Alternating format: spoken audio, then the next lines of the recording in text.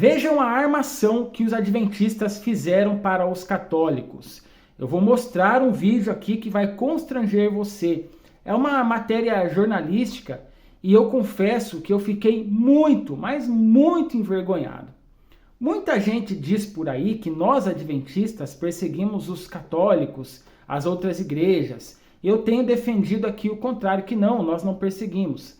Vários comentários aqui no grupo dizendo que na verdade nós somos exclusivistas e que as outras são Babilônia. Enfim, e eu aqui sempre defendendo e dizendo que não, que nós somos respeitosos. Mas eu tenho que dizer que essa notícia, essa matéria que saiu, vai mudar a concepção de muitas pessoas em relação a isso.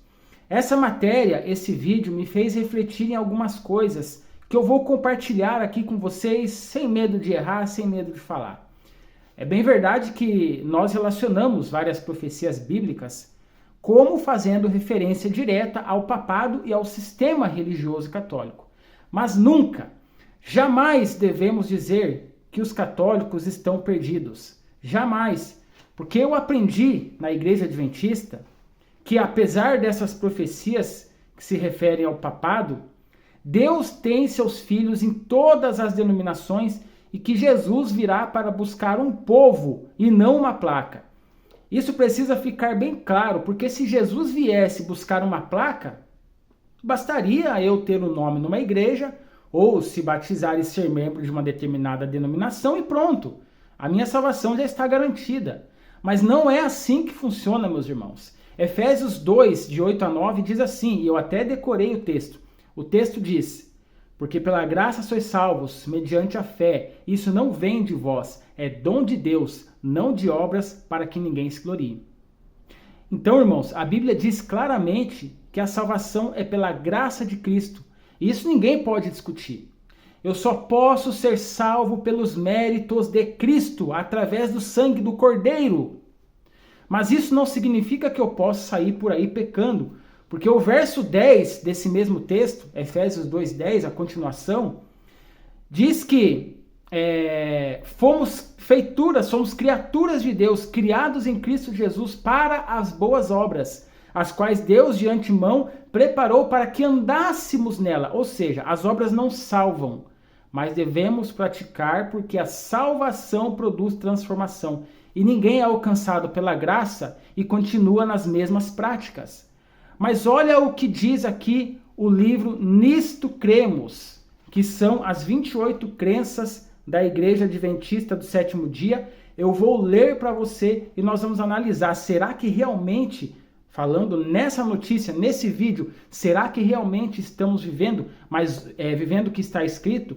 Mas olha o que diz aqui o Nisto Cremos, que são as 28 crenças da Igreja Adventista do Sétimo Dia, na página 144, e você pode pesquisar aí na internet, também tem disponível aí.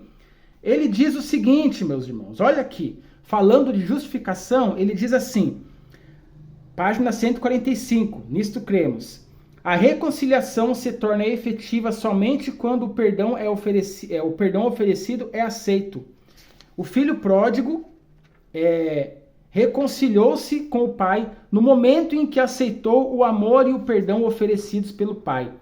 Aqueles que aceitam pela fé o fato de que Deus reconciliou o mundo consigo por meio de Cristo e que se submetem a ele, receberão de Deus o inapreciável dom da justificação, que é fruto imediato da paz com Deus, mas não mais constituído objeto da ira de Deus. Os crentes justificados se tornam objeto do favor de Deus, dispondo de pleno acesso ao trono por meio de Cristo, recebem o poder do Santo Espírito para quebrar todas as barreiras ou muros de separação, de hostilidade entre os homens, simbolizados pelas hostilidades que existiam entre os judeus e gentios. Agora aqui é falado, na mesma página, na sequência, da futilidade da salvação pelas obras. Então, está aqui, nas crenças adventistas, que salvação pelas obras é uma futilidade. E aqui diz assim, o divino ministério de reconciliação revela a futilidade dos esforços humanos no sentido de obter salvação por intermédio das obras da lei.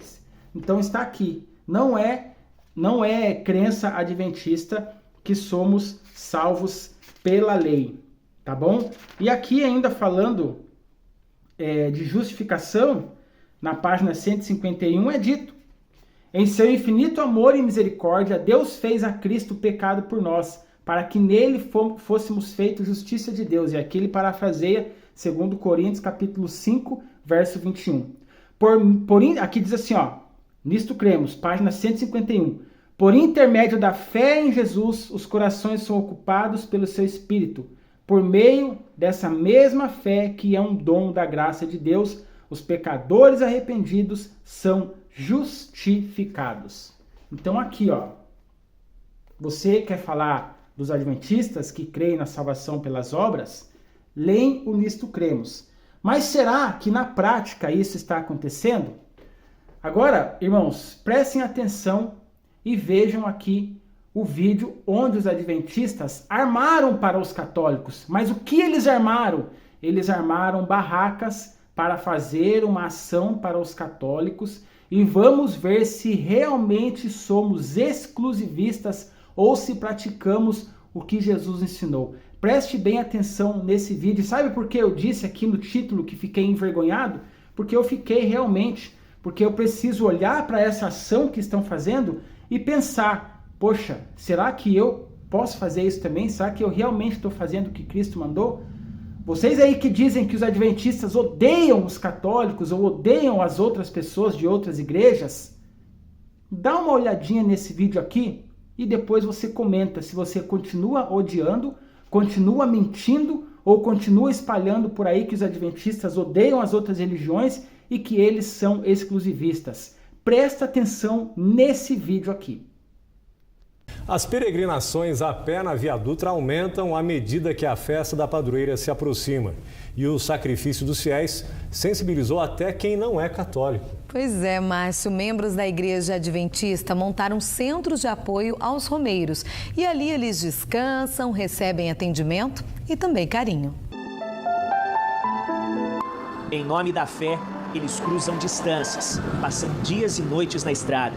Sacrifício imensamente pequeno, perto do tamanho da gratidão à Nossa Senhora. E na rodovia Presidente Dutra, os destinos de centenas de devotos da Santa se encontram rumo à mesma direção. 3 dias de caminhada judiaram dos pés da Márcia, enfaixados por causa das bolhas. Ela saiu de Guarulhos no sábado. A gente só pede para ela dar força para a gente continuar. E aí até a dor vai embora, né? Tinha muita dor nas pernas no primeiro dia, mas depois foi tranquilo. O Laércio traz na pele a devoção.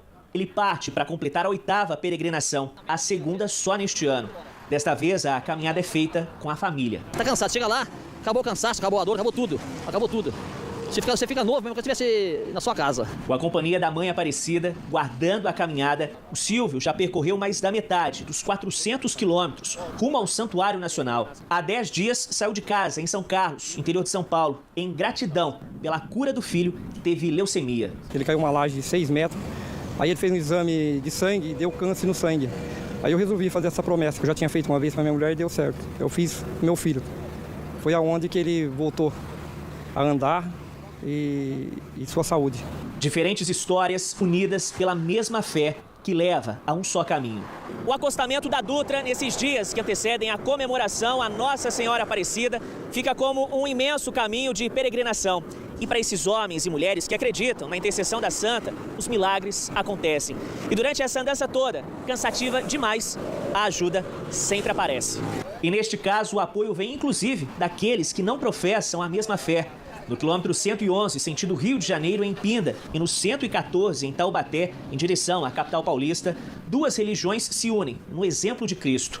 60 evangélicos da Igreja Adventista se revezam e oferecem auxílio aos romeiros, principalmente atendimento médico. O exemplo que Jesus deixou quando ele esteve aqui na Terra é bem claro para a gente seguir.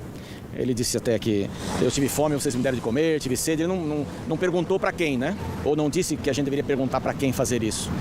E esses são nossos irmãos, que têm uma fé diferente que a nossa, que adoram o mesmo Deus e que estão expressando essa fé de uma maneira que eles entendem que é a mais bonita, e a gente respeita bastante isso. Então isso é fundamental, a gente prega que todos têm que ter a fé, a fé em Deus e expressá-la da melhor maneira para que ele possa aceitar.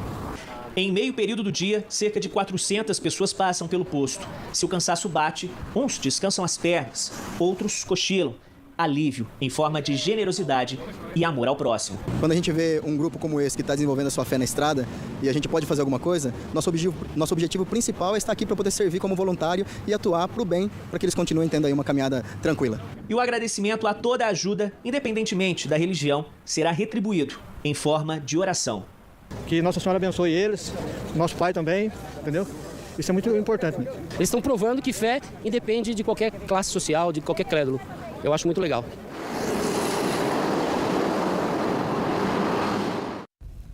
Belo de um exemplo, né? Com certeza.